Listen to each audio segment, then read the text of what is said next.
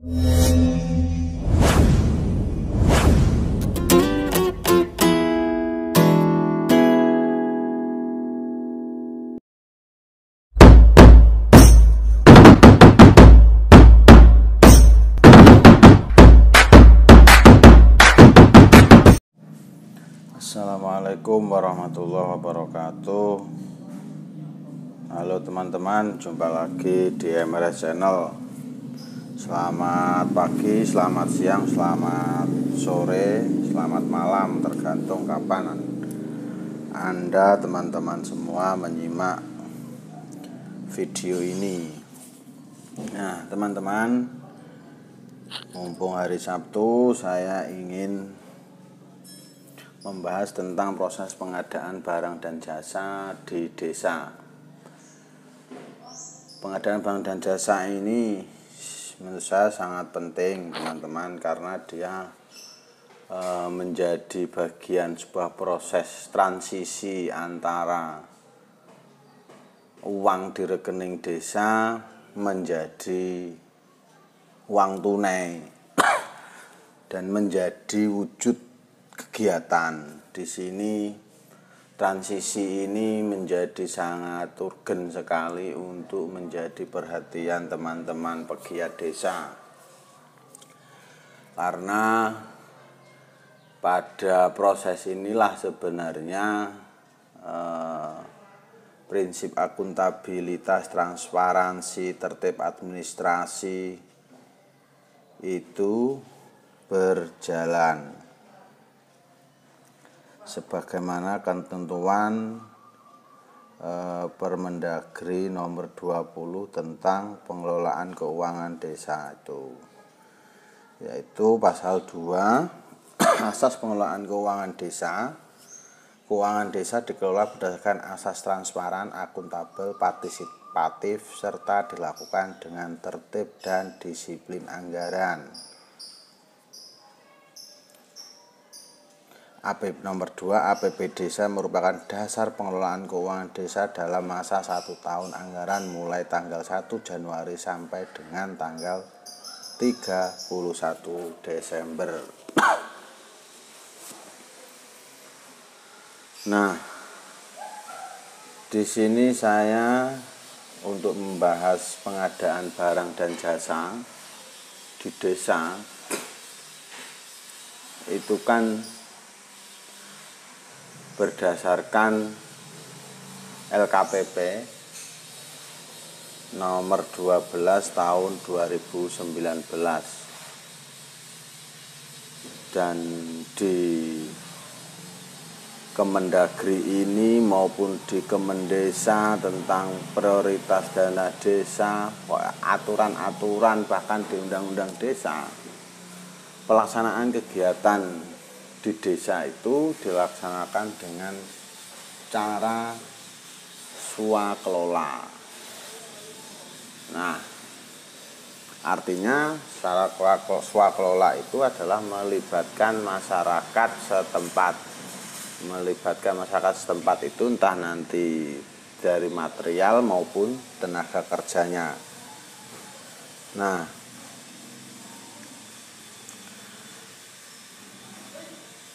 artinya dengan cara swakelola ini harus ditempuh terlebih dahulu, baru kemudian kalau swakelola tidak memenuhi, desa tidak memenuhi untuk melakukan swakelola, baru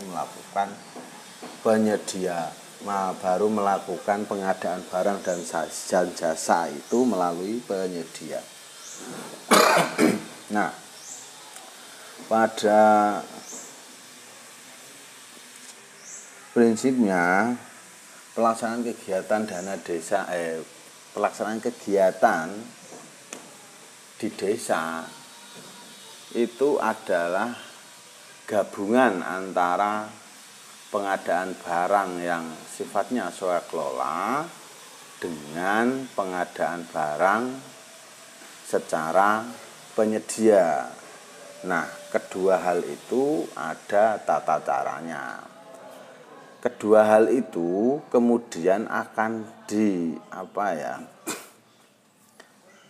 akan dipusatkan pada bagaimana tim pengelola kegiatan itu menjalankan proses pengadaan barang dan jasa. Ini khusus untuk pengadaan barang dan jasa ya, bukan untuk belanja pegawai atau belanja modal atau belanja tidak terduga. Ini khusus untuk belanja barang dan jasa. Nah, kita langsung saja buka pada LKPP nomor 12 saja teman-teman ya. LKPP nomor 12 kita buka. Kita akan baca pelan-pelan tentang bagaimana proses pengadaan barang dan jasa. Nah, konteksnya dengan penerapan PPKM atau Desa Aman Covid ini menjadi penting untuk tetap menjaga akuntabilitas pelaksanaan dan pengelolaan keuangan di desa teman-teman. Jadi kita jangan lengah untuk tetap melakukan prosedur pengadaan barang dan jasa sebagaimana yang telah diatur. Nanti saya akan ada file terpisah terkait bagaimana proses pengadaan barang dan jasa. Langsung kita pada lampiran 2 saja ya, tentang pedoman penyusunan tata cara pengadaan barang atau jasa di desa. Bab 1, perencanaan pengadaan. 1. Perencanaan pengadaan dilakukan pada saat penyusunan rencana kerja pemerintah desa. Nomor 2, perencanaan pengadaan yang dimuat dalam RKP desa meliputi jenis kegiatan, lokasi, volume, biaya, sasaran, waktu pelaksanaan kegiatan, pelaksanaan kegiatan anggaran, tim yang melaksanakan kegiatan, dan rincian satuan harga untuk kegiatan pengadaan yang akan dilakukan. Nah, karena pada tahun 2021 itu ada refocusing, maka akan terjadi juga perubahan RKP Des dengan mekanisme perubahan Perkades Penjabaran APBDes 2021. Nah, setelah melakukan perubahan Perkades Penjabaran inilah tim pelaksana kegiatan PPKD, TPK lah intinya yang melaksanakan itu. Nanti kita lihat di Permendagri nomor 20 tentang pelaksana kegiatan itu untuk melakukan perencanaan sesuai dengan hasil perubahan penjabaran APBDes 2021. Perencanaan pengadaan yang dimuat dalam berarti perencanaan pengadaan yang dimuat dalam penjabaran Perkades Penjabaran APBDes yang meliputi ini tadi: jenis kegiatan, lokasi, volume, biaya, sasaran, waktu pelaksanaan kegiatan, pelaksana kegiatan anggaran, siapa, tim yang melaksanakan kegiatan, dan rincian satuan harga untuk kegiatan pengadaan yang akan dilakukan. Nah, ini harus disiapkan teman-teman. Nomor 3, hasil perencanaan pengadaan sebagaimana dimaksud pada angka 2 dituangkan dalam berita acara hasil Musrenbagdes dalam penyusunan dalam penetapan dalam konteks 2021 berarti penetapan perubahan penjabaran APBDes. Nomor 4 adalah pengumuman hasil perencanaan pengadaan yang ada di dalam RKP. Di sini tulis RKP, berarti hari ini ya di dalam Perdes Penjabaran APBDes diumumkan oleh kepala desa melalui media informasi yang mudah diakses oleh masyarakat secara nasional pada papan pengumuman. Nah, teman-teman, kalau bisa setelah tim pelaksana kegiatan tadi melakukan perencanaan ya, itu mengundang seluruh anggota TPK untuk melakukan perencanaan yang berisi seperti disebut di atas tadi. Hasil perencanaan pengadaan yang ada dalam RKP atau APBD Penjabaran melalui media diumumkan di balai desa lah minimal. Terus isi pengumuman itu mencakup 1. Nama kegiatan, nilai pengadaan, jenis pengadaan, keluaran atau output terdiri dari volume dan satuan, nama TPK, lokasi, dan waktu pelaksanaan. Jadi benar-benar harus direncanakan. Nomor 5, perencanaan pengadaan menjadi acuan dalam penyusunan rencana kegiatan dan anggaran desa dan rencana kerja kegiatan desa. Perencanaan pengadaan menjadi acuan dalam penyusunan rencana kegiatan dan anggaran desa RKD dan rencana kerja RKKD. Ini menjadi acuan penyusunan RKAD dan RKKD. Nah, ini kita masuk pada bab 2, persiapan pengadaan. Persiapan pengadaan secara swakelola. Ini kalau di sini swakelola dijelaskan pada ketentuan umum nomor 19 itu tentang swakelola adalah pemenuhan kebutuhan pelaksanaan kegiatan yang disediakan dari masyarakat atau desa setempat. Nah, sekarang masuk pada bab 2, persiapan pengadaan. Poin A, persiapan pengadaan secara swakelola. Apa saja pengadaan secara swakelola ini? 1. Kasih atau KAUR menyusun dokumen persiapan pengadaan secara swakelola berdasarkan dokumen pelaksanaan anggaran yang terdiri dari jadwal pelaksanaan kegiatan, rencana penggunaan tenaga kerja, kebutuhan bahan dan peralatan, gambar rencana kerja bila diperlukan, spesifik teknis bila diperlukan, dan yang wajib RAP pengadaan, yaitu RAP yang disusun oleh kasih KAUR menjelang dilaksanakan kegiatan swakelola. Jadi nanti dari masing-masing kegiatan itu dipersiapkan apa saja yang bisa diswakelolakan, apa saja yang harus melalui penyedia. Jadi pengadaan, sekali lagi, pengadaan barang dan jasa di desa itu ada 2 cara. Pertama swakelola, yang kedua adalah penyedia, melalui penyedia. Nah, meskipun nanti melalui penyedia di LKPP ini juga nanti akan diatur bagaimana jika pengadaan barang dan jasa itu melalui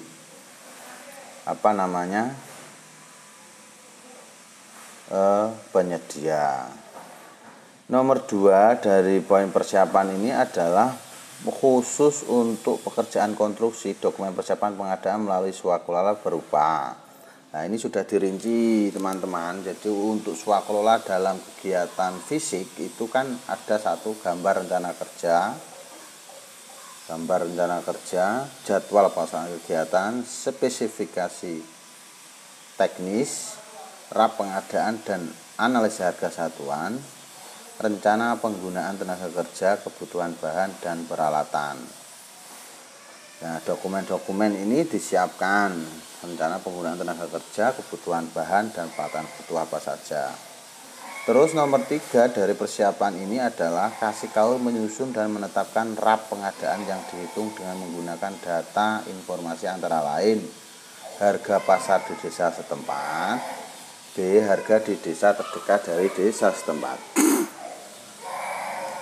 Nah, jadi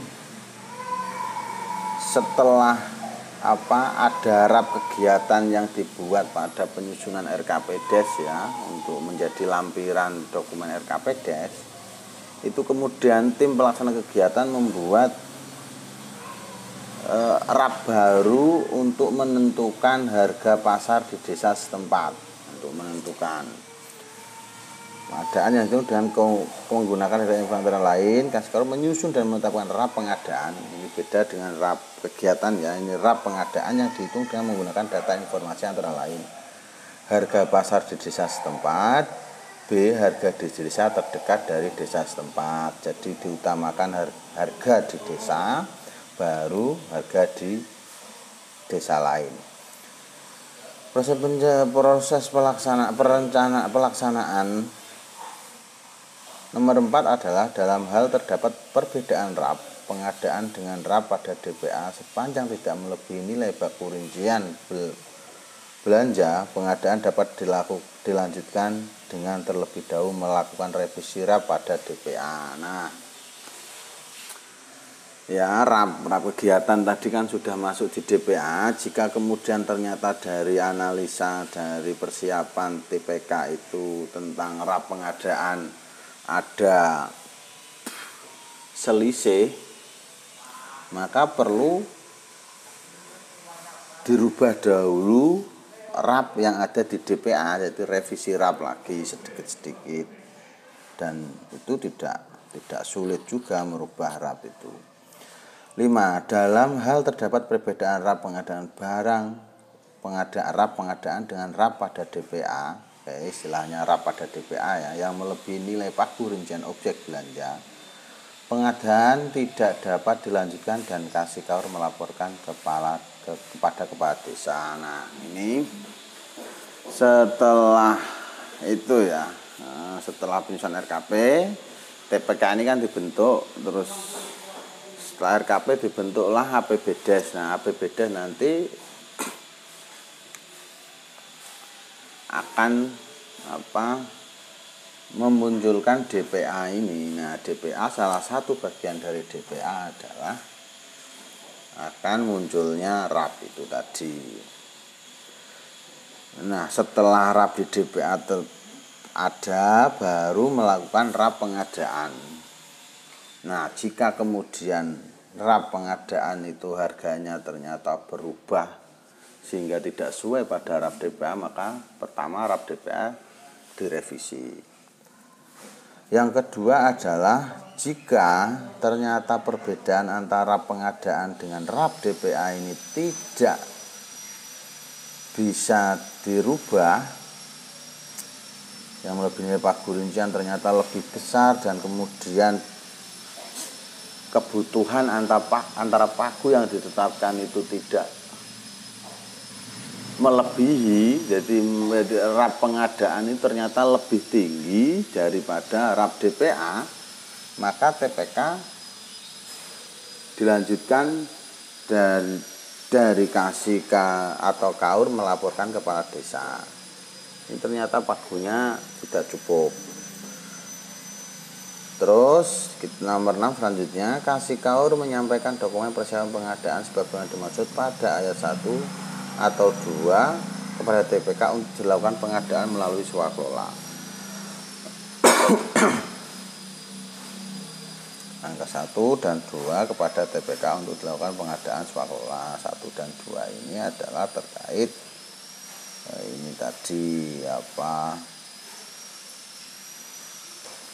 jadwal pelaksanaan, gambar rencana kerja ya. Jadi pekerjaan tentang perencanaan dan perencanaan pengadaan barang dan jasa ini dua hal yang berbeda.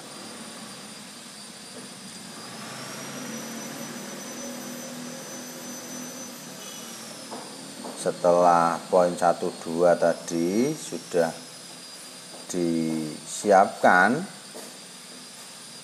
oleh kaur, oleh kasih dan atau kaur menyusun dokumen persiapan tadi, maka setelah siap diserahkan kepada TPK untuk dilakukan pengadaan melalui swakelola. B. Persiapan pengadaan melalui penyedia. Nah, karena seluruh kegiatan di desa itu tidak bisa dikerjakan secara swakelola, misalnya seperti dalam konteks PPKM ini seperti kegiatan penyemprotan desinfektan misalnya, itu kan tidak bisa bahannya kan tidak bisa diadakan sendiri oleh desa, maka dia akan membeli. Nah, ini tata cara untuk melakukan pengadaannya melalui penyedia. 1. Kasih atau KAUR menyusun dokumen persiapan pengadaan melalui penyedia berdasarkan dokumen pelaksanaan anggaran yang terdiri atas waktu pelaksanaan pekerjaan, gambar rencana kerja, rangka acuan kerja, spesifikasi teknis apabila diperlukan, daftar kuantitas dan harga apabila diperlukan. D. Harga perkiraan sendiri, dan E. Rancangan surat perjanjian. Nah, harga perkiraan sendiri ini nomor 2 adalah sebagaimana dimaksud pada huruf 1. Huruf D adalah harga perkiraan sendiri yang ditetapkan oleh KASI atau KAUR menjelang pelaksanaan kegiatan pengadaan melalui penyedia dengan merujuk pada harga pasar. Pada harga pasar diperoleh dengan cara mencari informasi tentang harga barang atau jasa di desa. Jadi sebelum melakukan pengadaan barang melalui penyedia, KAUR KASI tadi sudah harus punya harga perkiraan sendiri atau HPS berdasarkan pengamatan atau survei-survei di harga pasar di desa. Kasih KAUR atau KAUR menentukan harga pasar dengan memperhatikan kondisi berikut. Dalam hal hanya terdapat satu penyedia, maka harga pasar adalah harga yang ditawarkan penyedia tersebut. Jika hanya satu, maka langsung diambil satu itu. B. Dalam hal terdapat lebih dari satu penyedia, maka harga pasar adalah harga yang paling banyak ditemukan. 2. Harga yang paling rendah jika tidak ada harga sebagaimana pada angka 1. Jadi yang paling lengkap kalau ternyata di desa itu ada 2 penyedia. Pertama adalah harga yang paling banyak ditemukan, maksudnya kesesuaian antara HPS dengan harga dari calon penyedia ini tadi. Terus yang kedua adalah dicari harga yang paling murah. Nomor 3 adalah KASI KAUR menyusun dan menetapkan HPS yang dihitung dengan cara HPS-nya dihitung dengan cara A. Menggunakan data informasi antara lain harga pasar di desa setempat, harga desa di desa terdekat dari desa setempat dalam hal barang atau jasa yang dibutuhkan tidak ada di desa setempat. B. Memperhitungkan pajak pertumbuhan nilai, memperhitungkan biaya angkut. Nah, biaya angkut juga itu harus diperhitungkan. Nomor 4, dalam hal terdapat perbedaan HPS dengan RAP pada DPA sepanjang tidak melebihi nilai pagu rincian objek belanja, pengadaan dapat dilanjutkan dengan terlebih dahulu melakukan revisi RAP pada DPA. Seperti kata tadi, ternyata jika RAP di DPA itu berbeda dengan RAP pengadaan, maka ketika tidak sampai melebihi pagu ya, itu RAP di DPA bisa direvisi. 5. Dalam hal terdapat perbedaan HPS dengan RAP pada DPA melebihi nilai pagu rincian objek belanja, pengadaan tidak dapat dilanjutkan dan KASI KAUR melapor kepada desa. Nah, jika ternyata RAP DPA pagu dari RAP DPA itu lebih kecil dari RAP pengadaan, maka pengadaan tidak boleh dilanjutkan. Melapor dulu ke kepala desa biar kemudian nanti ada win-win solutionnya. 6. Rancangan surat perjanjian sebagaimana dimaksud pada angka 1 huruf E digunakan untuk transaksi yang membutuhkan penjabaran teknis terkait ruang lingkup kegiatan, hak dan kewajiban penerima hak, jadwal pelaksanaan kegiatan, dan lain-lain. Nomor 7. Dalam hal pelaksanaan pengadaan dilakukan oleh TPK, KASI atau KAUR menyampaikan dokumen persiapan pengadaan sebagaimana dimaksud pada angka 1 kepada TPK untuk dilakukan pengadaan. Nah, langsung sekarang bab 3. Sekarang pelaksanaan tadi perencanaan, sekarang pelaksanaan pengadaan. Poin A, pengadaan secara swakelola. Ketentuan umum. Swakelola dilaksanakan berdasarkan dokumen persiapan pengadaan yang disusun oleh KASI KAUR sebagaimana dimaksud pada tahap persiapan pengadaan bab 2. Di bab 2 tadi sudah dibahas tentang spesifikasi macam-macam rencana-rencana kegiatan yang akan dilakukan di desa terkait kegiatan itu. Nomor 2, pelaksanaan. Nah, swakelola dilaksanakan oleh TPK atau nomor 2 TPK dengan melibatkan masyarakat. B. Pelaksanaan swakelola dilakukan dengan panduan antara lain. 1. TPK melakukan pembahasan kegiatan yang menghasilkan catatan hasil pembahasan. 2. Apabila diperlukan, TPK menentukan narasumber atau tenaga kerja dengan ketentuan sebagai berikut.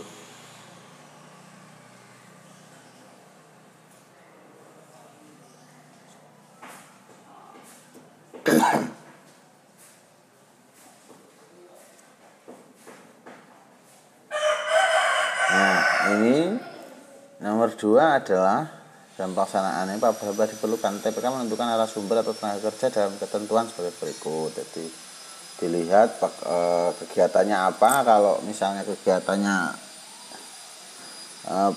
non sarpras, berarti narasumber atau hal-hal yang dibutuhkan diutamakan dari desa, termasuk tenaga kerja dengan ketentuan sebagai berikut. A. Narasumber dapat berasal dari masyarakat desa setempat, organisasi perangkat daerah, kabupaten kota, dan atau tenaga profesional.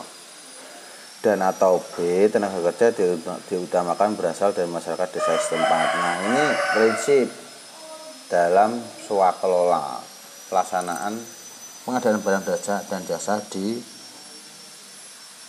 desa. Nah, dokumen-dokumen ini penting, minimal bab 3 ini harus ada dokumen swakelola ini.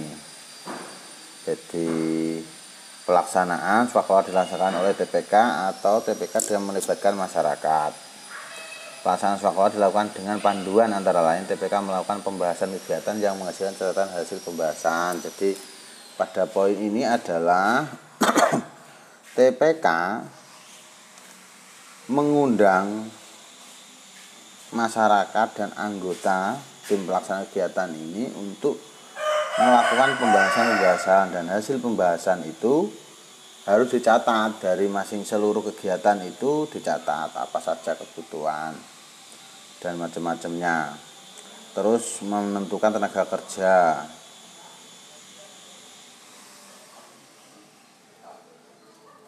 Nah, nomor 3 yang terkait pelaksanaan poin 2 ini, nanti saya ada file ini, minimal ada ini nanti dari teman-teman desa dalam proses pengadaan barang dan jasa itu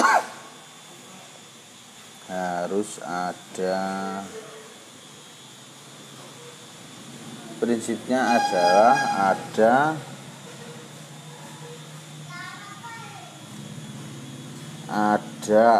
pertama adalah undangan dari TPK untuk pembahasan pelaksanaan swakelola.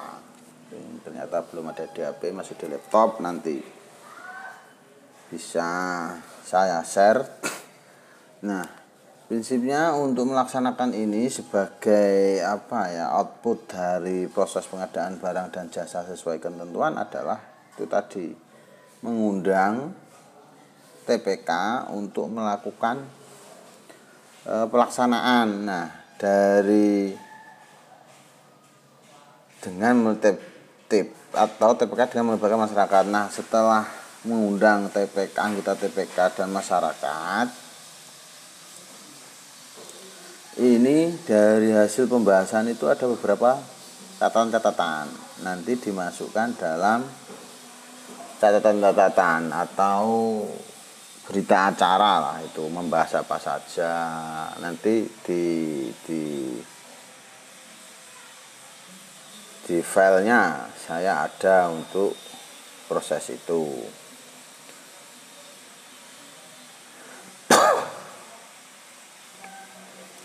TPK menyusun laporan hasil pelaksanaan kegiatan dilengkapi dengan dokumentasi kegiatan. Nah, setelah dilaksanakan, maka TPK melakukan proses pelaporan. Kalau misalnya itu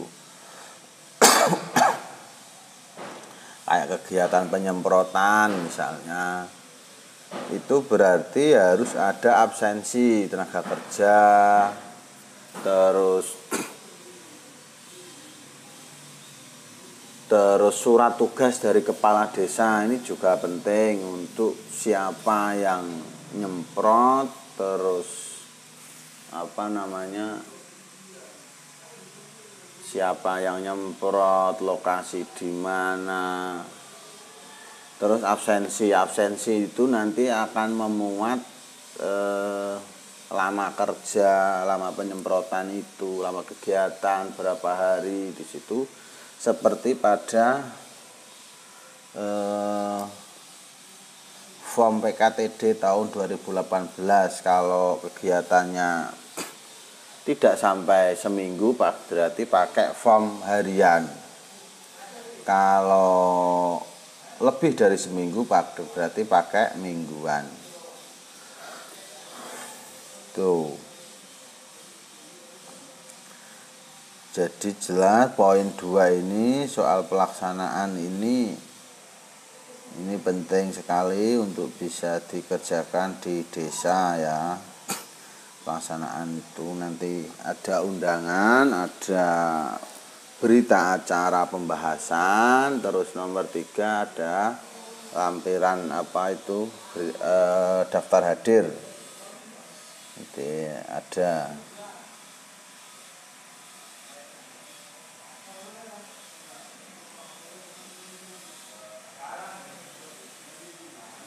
Terus pengumuman tetap hasil pengumuman kegiatan itu harus diumumkan di balai desa, nama kegiatan, meliputi nama kegiatan, nilai pengadaan, keluaran, output, nama TPK, lokasi dan waktu pelaksanaan, tanggal mulai dan tanggal selesai.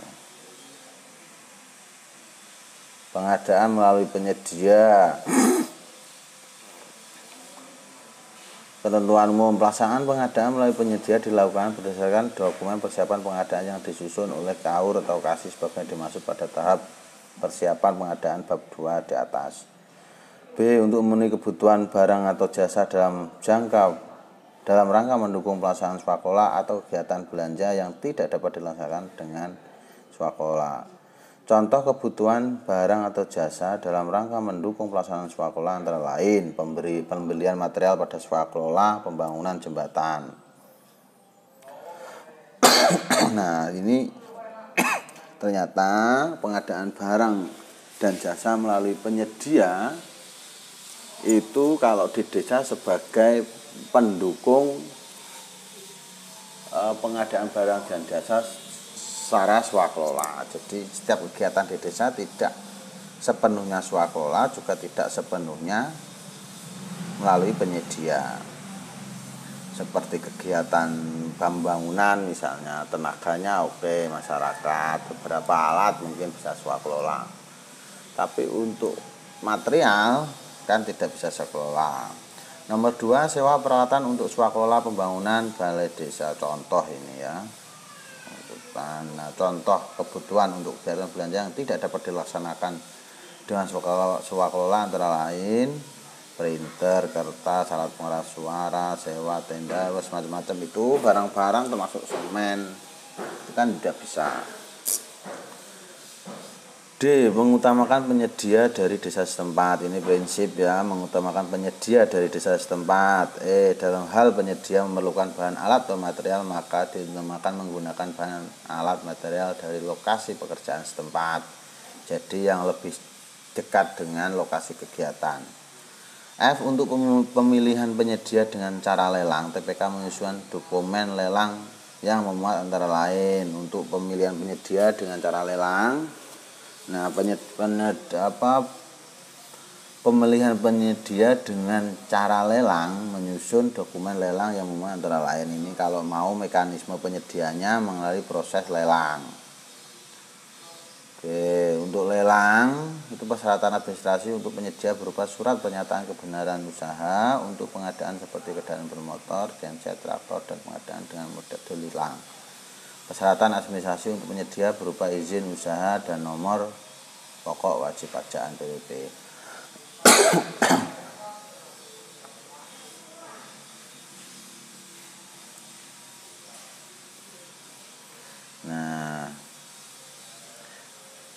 Nanti dijelaskan di bawah tentang proses penyedia ya, proses pengadaan barang dan jasa melalui penyedia. Ini ada model lelang. Kalau misalnya di desa berpotensi lebih dari satu atau dua penyedia, bisa dilakukan dengan cara lelang. Nah, ini nomor 2 pelaksanaan. Ini pelaksanaan pengadaan melalui penyedia dilakukan dengan cara, ada 3 cara. Pengadaan barang dan jasa di desa melalui penyedia itu ada 3 cara. 1 pembelian langsung, yang kedua permintaan penawaran, yang 3 adalah lelang. Pelaksanaan pengadaan melalui penyedia memperhatikan hal-hal sebagai berikut. Pembelian langsung. Pembelian langsung adalah metode pengadaan yang dilakukan dengan cara membeli atau membayar langsung kepada satu penyedia oleh kasir atau KAUR atau TPK. Jadi langsung membeli, itu berarti pembelian langsung. Terus B, tata cara pembelian langsung adalah sebagai berikut. Nah, ini tata cara membeli. Pengadaan barang dan jasa melalui penyedia dengan cara membeli langsung. Tata caranya adalah 1. Kasih KAUR TPK memilih penyedia dari sekian itu. Pilih. Turun 2, kasih KAUR TPK melakukan negosiasi tawar-menawar dengan penyedia untuk memperoleh harga yang lebih murah. 3, transaksi dituangkan dalam bentuk bukti pembelian atas nama atau diketahui oleh kasih KAUR sebagai pelaksana kegiatan anggaran. Nah, transaksi dituangkan dalam bentuk bukti pembelian, jadi di kwitansi yang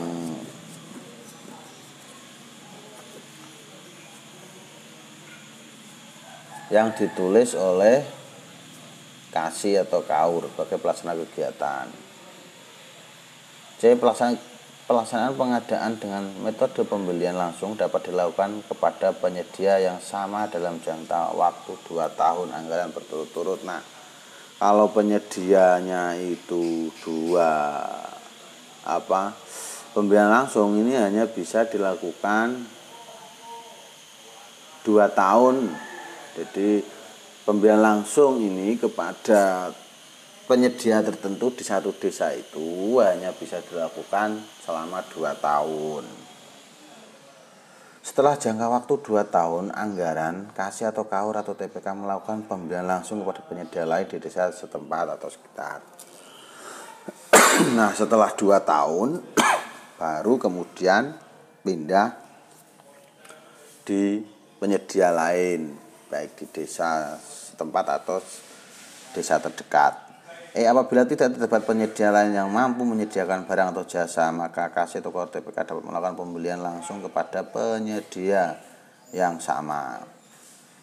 2, permintaan penawaran. Nomor 2 adalah permintaan penawaran. Ini tertulis sebagaimana kalau di Lamongan draftnya sebagaimana yang sudah kita baca dan lakukan bersama-sama.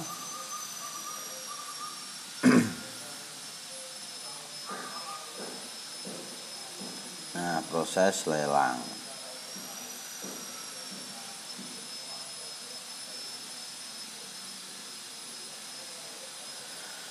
Ya, mungkin itu teman-teman ya untuk video pertama ini, biar tidak panjang-panjang.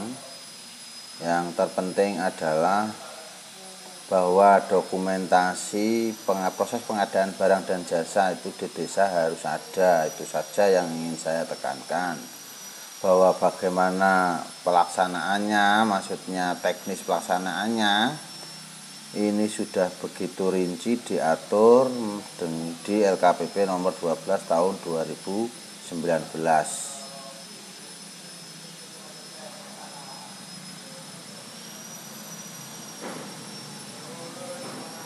Oke teman-teman, itu dari saya. Barangkali ada yang kurang bisa komen-komen di kolom komentar teman-teman. Terima kasih atas atensinya. Mudah-mudahan video ini bisa bermanfaat dan setidaknya memacu kita untuk bisa lebih baik lagi, sehingga bahwa sebenarnya di proses pelaksanaan kegiatan di desa ada yang namanya proses pengadaan barang dan jasa, dan proses pengadaan barang dan jasa ini adalah transisi yang krusial antara uang desa yang ada di rekening berubah menjadi output kegiatan. Nah, proses transisi inilah yang perlu dikelola dengan proses pengadaan barang dan jasa sebagaimana peraturan yang berlaku. Apalagi di tengah pelaksanaan PPKM ini dan tuntutan untuk minimal menggunakan dana 8% dari dana desa, pengadaan barang dan jasa ini menjadi penting untuk diperhatikan oleh teman-teman para praktisi dan pegiat desa. Itu saja dari saya. Kita lanjut lagi pada video selanjutnya. Nanti bisa dibaca lebih lengkapnya di LKPP 2020.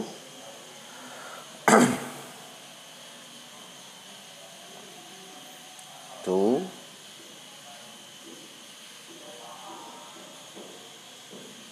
Dan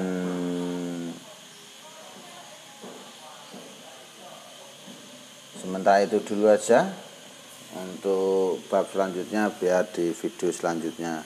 Dari saya, terima kasih. Mohon maaf. Assalamualaikum warahmatullahi wabarakatuh. Dadah.